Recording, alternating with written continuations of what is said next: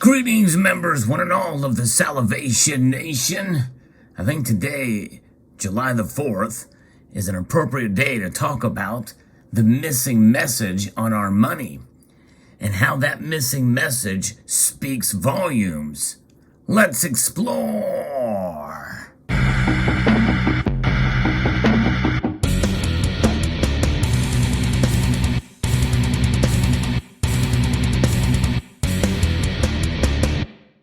And that message is abundant and clear on these two commemorative coins. Here we can see the Star Spangled Banner $1 commemorative coin. It is a beautiful piece of work, art, and representing Fort McHenry there, the War of 1812.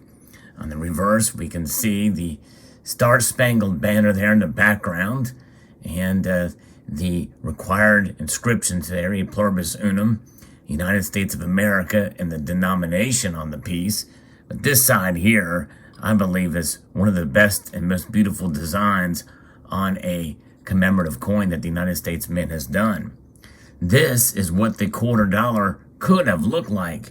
This is the 1999 commemorative coin, $5 gold piece that was minted in 1999. You may recognize the obverse of this. This is now the 2022 $quarter with the required inscriptions, again, as you see here, just as on the Star Spangled Banner commemorative coin. Liberty is front and center, or at least it's front. Right there it is. And in God we trust. The foundations of this country, for sure. It is endowed by our Creator, and liberty. Concept that is certainly not lost on us as a nation, or should not be lost on us as a nation. And by the way, here is an example of that $quarter with the Laura Garden Fraser design here. Now this is on our quarter, and very, very nice. But there you see the word liberty inscribed there, and in God we trust.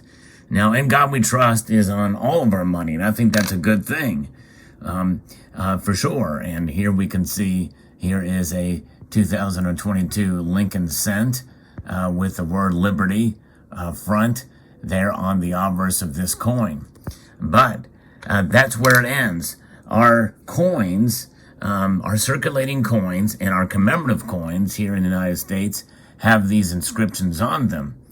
But I've not seen anybody point out the fact that that's where it ends. That's right. And I think there's a greater message that it can come into play here as we look at this Federal Reserve note here. This is the $1 bill. And I looked around and realized, you know what? There is no inscription of liberty or anything on there that talks about liberty. Any symbolism or anything to the light that represents liberty. It does have "In God We Trust" on the note, and people can say, well, you have the eagle there. The eagle is a symbol of really more freedom than liberty. There is a slight difference between freedom and liberty. I liken liberty to being government sanctioned and protected freedom. Yes, indeed, there is some responsibility with liberty because you're not imposing that a lack of freedom or on others, and that's what it's about. But nothing on this dollar bill that I can see represents the idea of liberty. Although one could say here this phrasing "Novus Ordo Secularum," which means New World Order, leads us to a more ominous path. And some feel that the way our currency and monetary systems are going these days, especially with ESG compliance, even within the private sector, the big corporations, and talking about it openly at the World Economic Forum, that we're heading much closer to that reality than to the idea of sovereignty and individual liberty. Here is a $20 bill, and a $20 bill is probably the most circulated currency out there that we see. And more of these are printed, I think, in some ways. I don't know, I have to look at the numbers compared to the dollar bill, but These are very popular, the Federal Reserve note. But I looked at all the denominations. I've not been able to find any reference to liberty on here, on any of these notes, on the obverse and the reverse of these notes. There's "In God We Trust." Now, what does that tell us? Well, that tells us a couple of things, and that is that even though these dollars that you see before you, these cotton fiber notes here, are, I believe, indeed money. It is unsound money. There's really nothing backing it in terms of their value other than government decree that's known as fiat. And obviously, I respect that to a point. We all do. As much as some of us hate these notes and the concept of the paper money, as it were, there is something to be said for what these notes represent. The dollar is strong, stronger than it has ever been in the past 21 years by the latest measure as of the recording of this video. However, that's kind of where it ends. There is nothing backing it. And certainly liberty does not appear to be anywhere on these notes.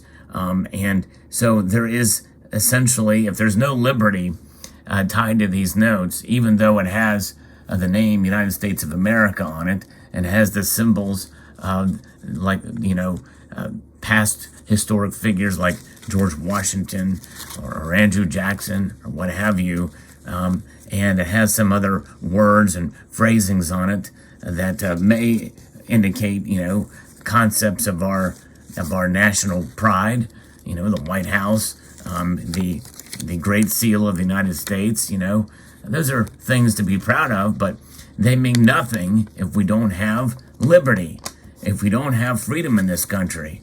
And those concepts are not anywhere on these notes. And I can't help but wonder if maybe there's some purpose to that, if there's something behind it, that kind of concept here is a $5 bill, that maybe this was done on purpose. What we do see on these notes is the words Federal Reserve Note. They want you to know that's at the very top of all of these bills, no matter what the denomination. And that is that they are federally reserved, and they even have a little bit of color in them as well, too. But nonetheless, other than that, no references to freedom, no references to liberty on any of these notes. And you have to wonder, is that by design? Because they know that essentially, in the end, the message that this is sending is that these represent enslavement. That's right. I know that's a strong accusation to make, but the hint of that is in this phrasing here. This note is legal tender for all debts, public and private. Essentially, this is a debt instrument, and debt is slavery, folks. And here on this Independence Day, we want to be independent of debt and slavery. That's right. That's exactly what our goal is. We do not want to be in debt. We want to be fiscally responsible, and we want to be free from debt. We want the government to recognize our freedom, and it should be inscribed on all of our denominations of paper money, or these cotton fiber notes, as it were. But indeed, it is not. But it is on our circulating coinage. And why is that? Why is a lowly cent have the word liberty on it, even though it's a very small copper coating zinc cent? Indeed, it does have intrinsic value. Believe it or not, this lowly cent, this modern 2.5 gram cent, has a value that transcends beyond even the $100 bill in terms of its material that can be burnt up. Yes, this cent, by the way, can corrode in the ground much more than an 82 cent or earlier where it was 95% copper. But nonetheless, this coin, the zinc and the copper coating it, has intrinsic value. And so therefore, in and of itself, it has liberty. There's freedom in it, financial freedom. And of course, a better example may also be the quarter, which is 75% copper on this coin here. 75% copper. And copper is increasing in price, although obviously there's not a quarter's worth of copper in this coin, but nonetheless, there is some sort of intrinsic value. There is some sort of base value, historic value with the copper in this coin. Now, obviously, moving ahead to what real money was and is, according to the Constitution, it is gold and silver. And liberty is boldly inscribed on both of these coins. And I think that tells us something, folks. I think that tells us where we can have true liberty and freedom with our money if we hold gold and silver. So there you have it. Just thought I'd share this with the community. Let me know what your thoughts are in the comment section below. Would like to extend a multitude of gratitude to you all for taking the time to watch and encourage you to please rate, share, comment, and subscribe.